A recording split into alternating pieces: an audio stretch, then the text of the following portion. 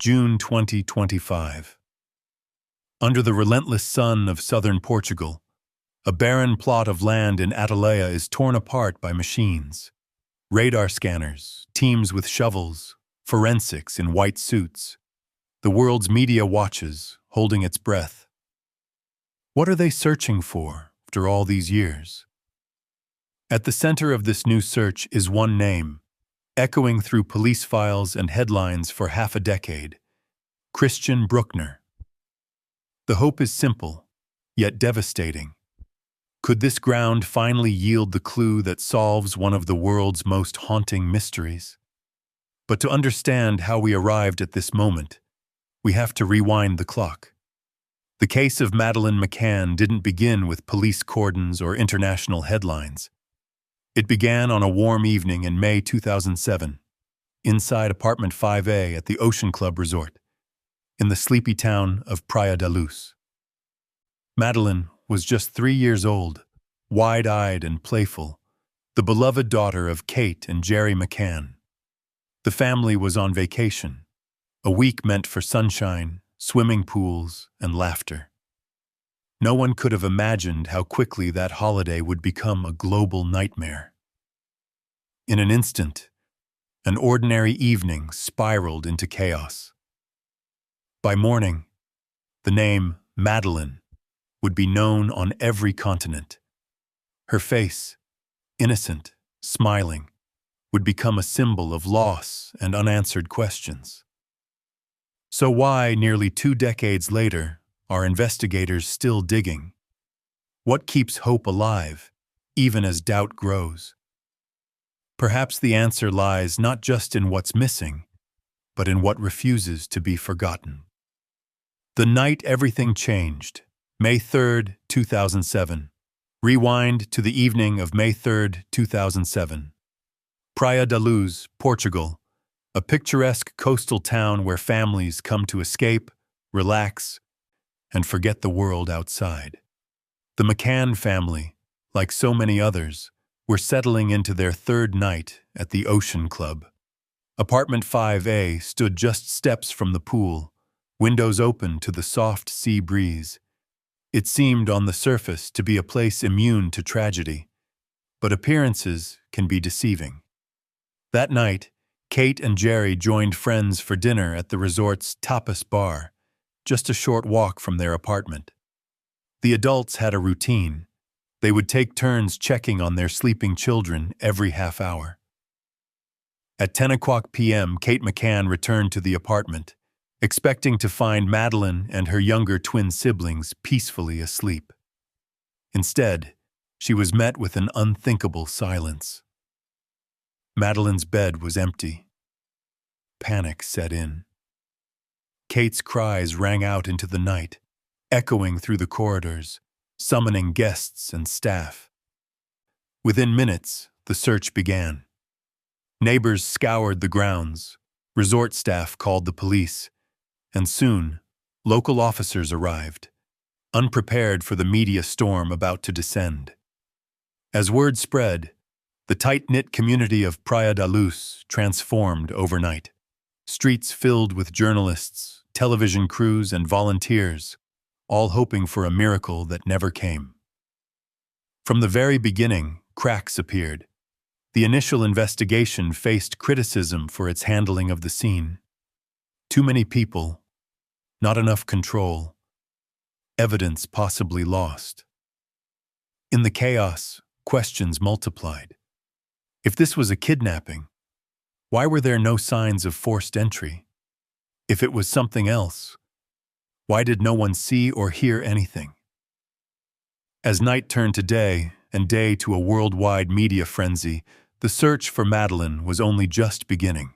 The first wave. Suspicions and missteps, 2007 to 2008. In the days and weeks after Madeleine's disappearance, the case quickly spiraled into a maze of rumors, speculation, and mounting public pressure. The Portuguese police, known as the Polícia Judiciária, found themselves in uncharted territory: a missing child, an international spotlight, and a relentless demand for answers. Almost immediately, the investigation was scrutinized. Critics pointed to a series of early mistakes. The scene was not sealed off, key evidence was not collected in time, and countless people, well-meaning volunteers and neighbors, walked in and out of apartment 5A before forensic teams could secure it. Every oversight seemed to multiply suspicion, not just about the unknown abductor, but about those closest to Madeleine. By the summer of 2007, the focus of the investigation shifted in a direction no one expected. Both of Madeleine's parents, Kate and Jerry McCann, along with their friend and neighbor Robert Murat, were declared arguidos, official suspects under Portuguese law. The media seized upon this development, fueling a storm of headlines and tabloid theories. If not a stranger, could someone in Madeleine's orbit be responsible? For Kate and Jerry, the pressure was immense. While still desperately searching for their daughter, they now faced accusations, public judgment, and a growing sense of isolation. Yet as the months wore on, the evidence failed to materialize. There was no definitive DNA, no eyewitness to place any suspect at the scene, no confession. On July 21, 2008, all three were officially cleared of suspicion due to lack of evidence. But the damage, both personal and investigative, had been done. The first wave of the investigation closed with more questions than answers. In the absence of clear leads, the file was archived. The case grew cold, but hope, stubborn as ever, refused to die. Operation Grange, A New Search for the Truth, 2011-2014. Years slipped by. Madeleine's face faded from the daily news cycle, but for her family, the nightmare never ended. Behind closed doors, the questions only deepened. How could a child vanish without a trace? Had crucial evidence been missed, or was the truth always just out of reach? In 2011, a new chapter opened, a renewed investigation with a fresh perspective and international backing. This was Operation Grange. At the urging of the British government and the desperate pleas of the McCann family, London's Metropolitan Police launched a full-scale review of the case. The mission: to re-examine every piece of evidence, every witness statement, and every overlooked detail from the night of May 3, 2007. Detectives poured over 40,000 documents and chased more than 8,000 leads, determined to unravel what had gone wrong, and what, if anything, had been missed. The operation's scale was unprecedented. British and Portuguese police worked side by side, with teams traveling to Praia da Luz in 2014 to conduct new searches and interviews. Specialized forensics teams swept the resort, dug up vacant lots, and combed through mobile phone records. High-tech analysis and dogged police work reignited public interest, sparking hope that closure was finally within reach. But the investigation brought its own challenges. Conflicting theories, unreliable memories, and the sheer passage of time made every breakthrough fragile. For every promising tip, another dead end waited. Witnesses' recollections blurred with the years. Suspects emerged and faded away. Yet, Operation Grange refused to close the book, even as leads grew thin and budgets were stretched. By 2015, the scale of the search was scaled back, but the investigation pressed on. Its annual budget renewed, its files still open. The McCanns clung to hope, while the world watched, wondering. Would this renewed effort finally answer the question that had haunted so many for so long? What really happened to Madeleine McCann? The turning point. New suspect, new evidence, 2020. After more than a decade of twists, disappointments, and dead ends, 2020 marked a sudden and dramatic shift in the Madeleine McCann investigation. The world, long accustomed to silence and speculation, was jolted awake by an unexpected announcement from German authorities. They had identified a new prime suspect, Christian Bruckner. Bruckner, a German national with a history of serious offenses, had lived in and around Praia da Luz at the time of Madeleine's disappearance. The announcement was accompanied by a rare level of detail. Investigators revealed that two specific phone numbers, one registered to Bruckner, another unknown, had communicated with each other in the immediate area on the night Madeleine vanished. They released descriptions of two vehicles connected to the suspect, a distinctive VW T3 camper van and a Jaguar XJR6. The message was clear. Someone out there knew more, and the world was asked to come forward. Forensic teams revisited old evidence, scouring for any overlooked clues. Bruckner, meanwhile, was already in prison for unrelated crimes. Despite mounting circumstantial evidence, investigators admitted they still lacked the final, definitive proof. No body, no direct DNA link, no eyewitness testimony placing him at the scene. Yet, for the first time in years, there was momentum. The possibility of closure, however distant, began to feel real again. The impact was immediate. Media attention returned in full force. Public hopes rose. And the case, once thought to be at a permanent standstill, was thrust back into the international spotlight. Authorities in Germany, the UK, and Portugal launched a coordinated effort, sharing files and leads, determined not to let this opportunity slip away. But as investigators dug deeper, new questions emerged. If Bruckner was responsible, what had changed after all these years to finally bring his name to the forefront? And most pressing of all, would this breakthrough finally unravel the truth? Or would the case remain an enigma, taunting investigators and haunting a family with the hope of answers that always seem just out of reach? Renewed searches and the Forensic Challenge, 2023-2025. In the wake of the 2020 revelation, authorities intensified their pursuit of hard evidence.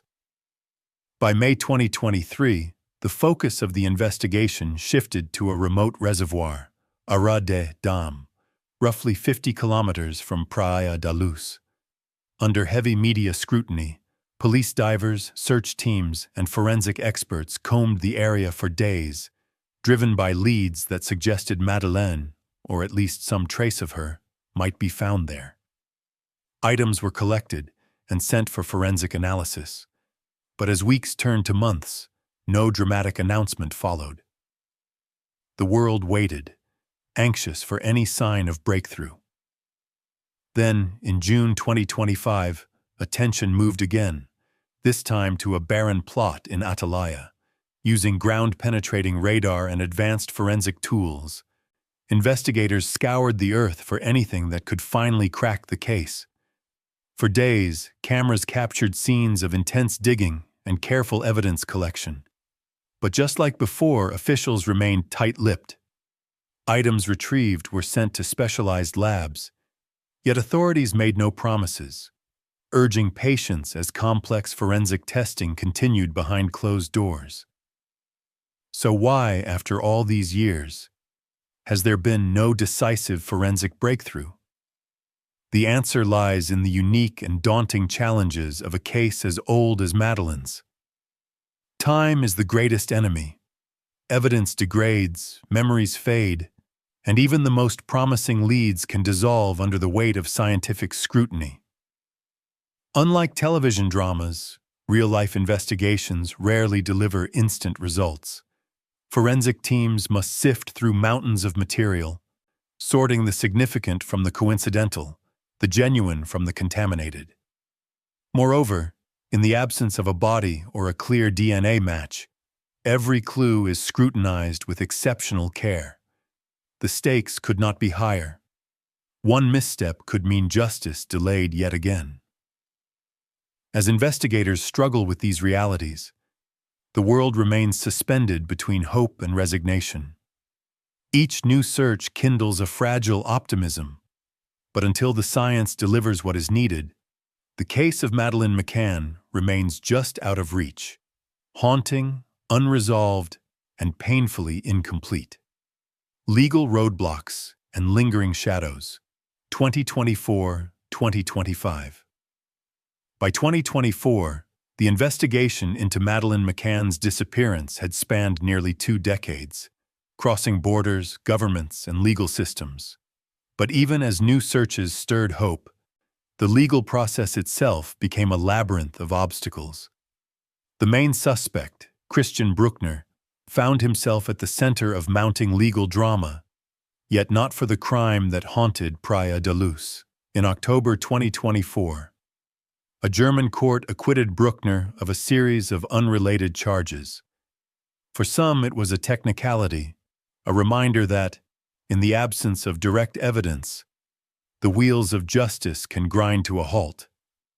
Still, Bruckner remained behind bars, serving a 7-year sentence for an assault in 2005. His projected release in September 2025 added a new layer of urgency to the investigation. Could he walk free before authorities gathered enough to charge him in Madeleine's case? Or would the moment slip away, once again leaving questions unanswered? Legal teams in Germany, Portugal, and the UK worked in concert.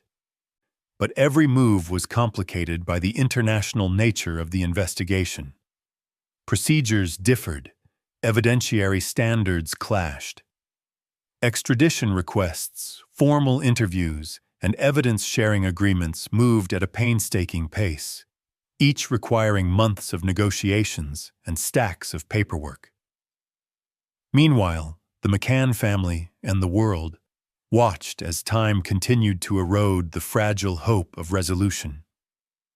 By August 2025, with Bruckner's release looming, the stakes had never been higher.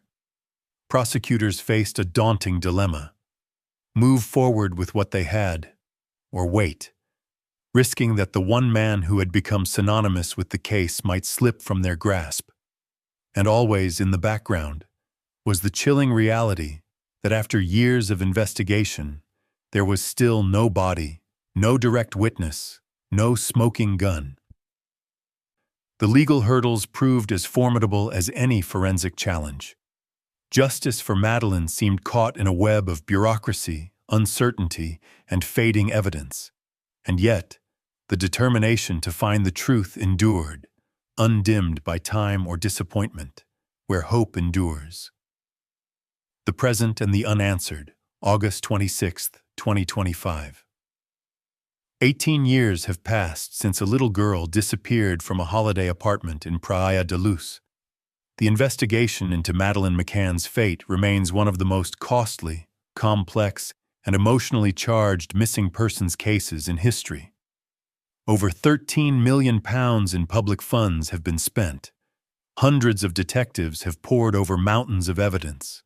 And 3 countries, Britain, Portugal, and Germany, remain locked in a delicate dance of cooperation and frustration. Yet, for all the resources and attention, the case remains unresolved. The missing puzzle piece, the material proof that could finally bring closure, continues to elude even the most determined investigators. No body, no conclusive DNA, no confession. The haunting absence of these elements has left the McCann family and the world suspended in a kind of limbo, holding on to hope yet bracing for disappointment with each new development.